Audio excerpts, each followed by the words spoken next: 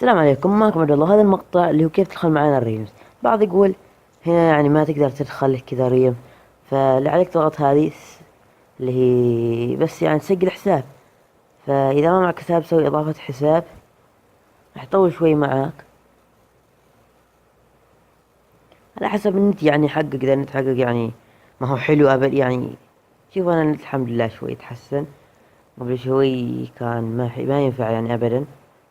فاللي راح نسويه، روح سوي هنا هذه الكلمة اللي أنشئ حساب يعني. إذا معك بس سوى اللي هي كلمة المرور واللي يميل حقك وخلاص، سوي تسجيل الدخول. فبعدين على طول يدخلك هنا وتسوي الحساب حقك.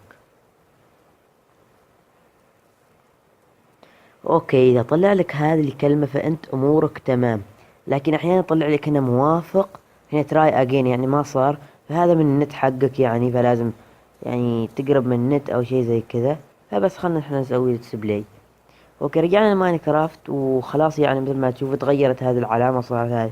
كل مرة راح تدخل ماينكرافت راح يكون هنا مكتوب اللي هي حق تسجيل الدخول. فإذا أنت مسجل خلاص ما تقدر تضغطها. فبس يبيلك تنتظر كذا فترة على النت حقك يعني. وأول ما تستوي هذه راح تقدر تدخل السيرفر.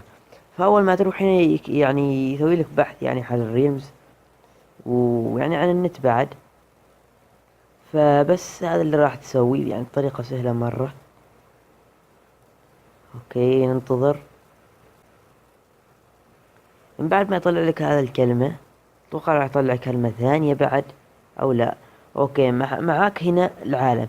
اذا ضفت شخص هنا راح يكون اسمه اللي هو هذا اول واحد، هذا اسم بعد موجود.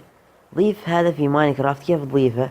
بس اللي عليك تسوي اتوقع هذه، لا ما هذه. تروح على الفريند تسوي اد فريند. اوكي، وتصير هذه وتكتب هذا الاسم وتسوي البحث، ويعني يطلع لك حسابه وتضيفه يعني تسوي له إضافة. فشي مرة سهل وما راح ياخذ منك وقت انك تضيف حساب شخص. هذا هو يعني اسمه في ماينكرافت. فاللي عليك تسوي اللي هي هذه، وتسوي فريند او فافورايت او تسوي اوكي وخلاص يعني.